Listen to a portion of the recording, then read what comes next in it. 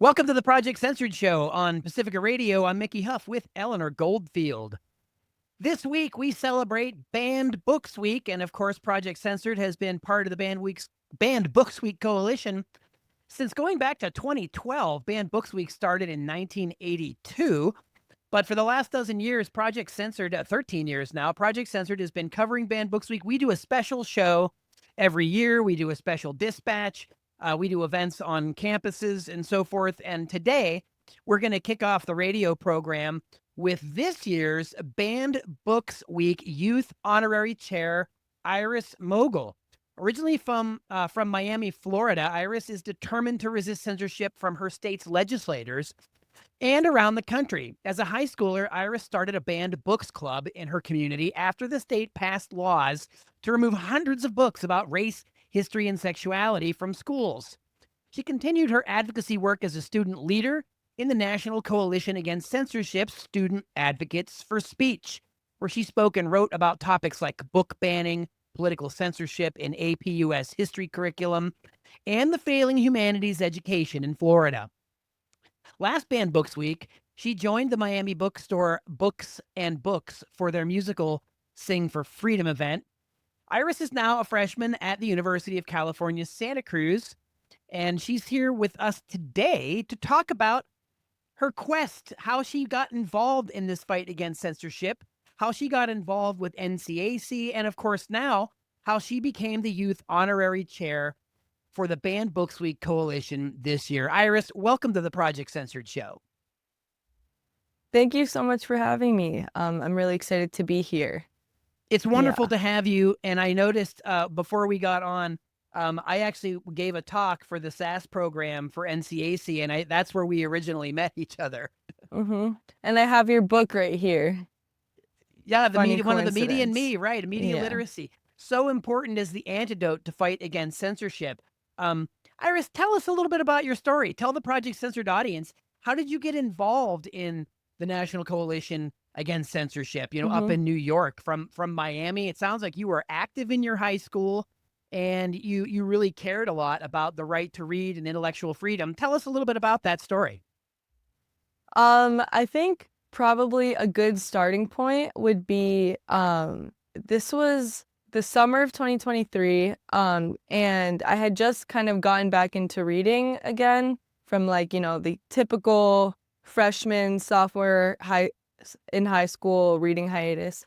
But I really wanted to join a book club, and this was at the same time, like the summer, well, one of many summers, but the summer that there was a lot of controversy over AP African American Studies, and it just seemed like lists of book bans kept growing and growing and growing. So I called up my local independent bookstore, Books and Books in Miami, Florida, which I had already been a huge fan of, and asked if we could put together some kind of book club where we meet once a month and read books that have been banned in Florida, but also around the country. And it started there. The book club really took off. We've been going at it for 2 years now. We definitely have like a solid base now. The first few months that we were meeting, people would be in and out, but now we definitely have an established club. And yeah, I'm actually, now that I'm in California, I'm pretty homesick.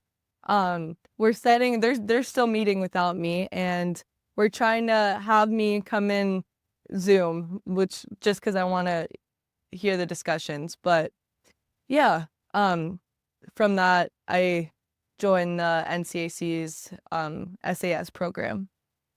Yeah. So in Santa Cruz, there's of course some independent bookstores there, and you're in the San Francisco Bay Area. South of that, pretty vibrant literary and cultural scene there for you to be in. Different than Miami, but certainly a lot of great things happening at the school. Of course, the book you listed earlier, Show the Media and Me, one of our co-authors, Nolan Higdon, actually teaches there. So maybe you'll run into him for some classes teaching about media literacy. So what are you doing now? I know that you've only recently been to UC Santa Cruz.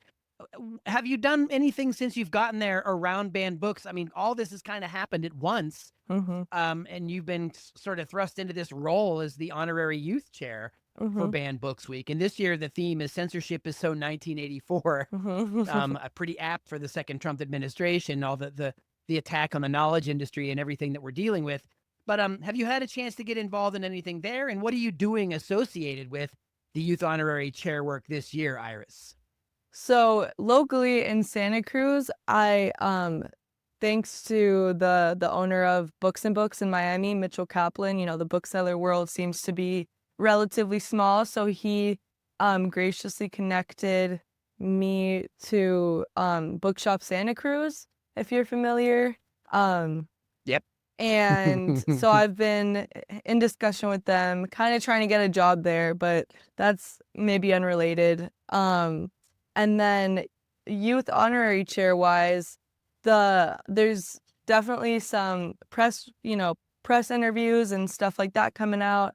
But the two main things that I'll be contributing to are a discussion with the this year's honorary chair, Mr. George Takei. A little bit starstruck by that, Who but we know from Mr. Sulu and Star Trek. yeah, Sorry, I had to say that I'm a Trekkie from way back to the original series, but he's been amazingly active for years, yeah. right? Online in a lot of places, and Mhm, a real outspoken proponent of the right to read, intellectual mhm. freedom. So great honor for the both of you to work together. Yeah, It's very exactly. important to work across generations. Exactly. I think that's kind of the idea here. I'm reading I just finished his two graphic novels. They Call Us the Enemy and then It Rhymes with Decay, which were both pleasure to read. And then the other thing that I'll be a part of is a panel with that I think I'm moderating with various youth activists, or like college student age mostly, I think, from around the country who have been vocal in opposing censorship and book bans. So yeah, I'm really excited for that. This is again a wonderful thing, and I know you're gonna be really busy here for Banned Books Week. Every year, I try to speak with the youth honorary chairs. Last year, we spoke with Julia Garnett. Before that, Datavian Daniels. Before that, Cameron Samuels. So again, it's a great honor to be talking to you right now, Iris. And I know that you have a lot going on. You're also going to be talking, I understand, and doing some events with the president of the American Library Association, Sam Helmick. I'm actually speaking with them later on in the program. So do you know anything that's on the calendar? Anything that maybe you can talk to people about? To pay attention to during Banned Books Week? Mm-hmm. So the conversation with Mr. Takei will be airing. I forgot exactly which day it is, but it'll be airing the actual week of Banned Books Week. Um the I don't have the dates on me. Well, the Banned Books Week is October 5th to the 11th, and Yeah. people, of course, can go. You can go to bannedbooksweek.org and you Mhm. can see the whole schedule there, right? So Mhm.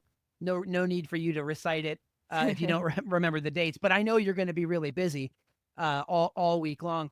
Iris, was there what was the moment? Is there a moment you can point to when you started reading a lot more again because you were interested and you really wanted to?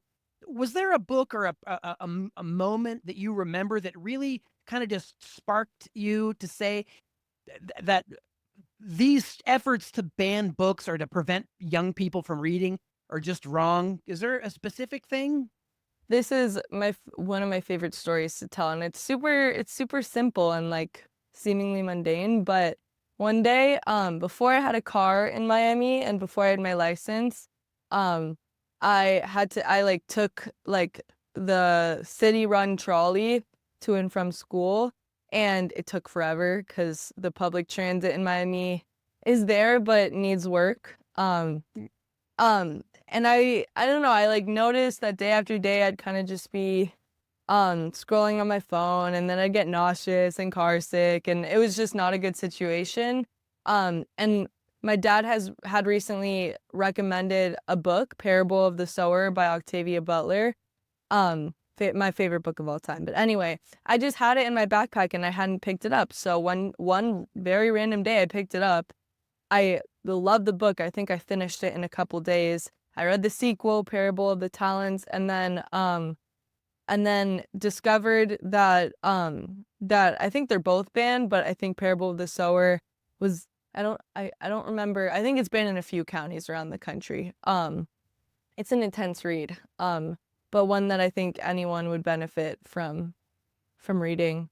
So I'd say after that one book, I kind of rediscovered like a love for reading, and just how exciting it can be, and like how freeing it is too, to be able to, I don't know, just rely on you in a book to learn and stimulate your There's a brain. special relationship you're having with the author, with the Yeah. topic, right? You're getting to think. You're having the freedom to just reflect on on what's going on, without hopefully without too many distractions.